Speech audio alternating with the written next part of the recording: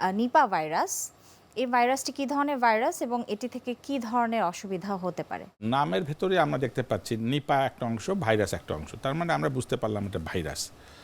নামটা কোথা থেকে এসছে, এটা খুব একটা ফানি ধরনের মনে হচ্ছে। মালয়েশিয়ার একটি প্রত্যন্ত গ্রামের নাম হচ্ছে নিপা। অনেক বছর আগে প্রথম মালয়েশিয়ার এই প্রত্যন্ত গ্রাম যার নাম নিপা, সেখানে এটা ডায়াগনোসিস হয়েছে, সেখান থেকে এই নামটি থেকে গেছে। এটা বিশ্বায়নের যুগ, কোনোভাবেই ওইখান থেকে বাংলাদেশে এটা চলে আসছে। এখন আমরা বলেছি ভাইরাস, খুবই প্রাসঙ্গিকভাবে একটি দুটি কথা ভাইরাস সম্বন্ধে বলা দরকার। আমরা বছরে কোভিড একটা ভাইরাস ঘটিত রোগ, সেটা আমরা জেনেছি। ডেঙ্গু, চিকুনগুনিয়া এগুলি আমরা জেনেছি, এবং সেগুলির ক্ষেত্রে আমরা বলেছি যে এর কোনো চিকিৎসা নাই, মানে সুনির্দিষ্ট চিকিৎসা নাই। একই কথা সম্ভবভাবে নিপা ভাইরাসের বেলা প্রযোজ্য।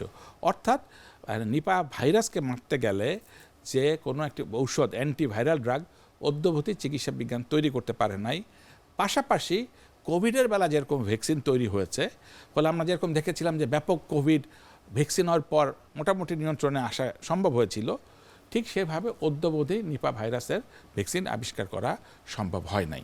এই ভাইরাস সম্বন্ধে যথেষ্ট স্টাডি না থাকার কারণে একটা রোগী যখন নিপা ভাইরাসে আক্রান্ত হন, ওনার মাথাতে থাকে না বা ওনার পরিবার থাকে না যে এটা অন্য বিরল একটা অসুখে হয়েছে।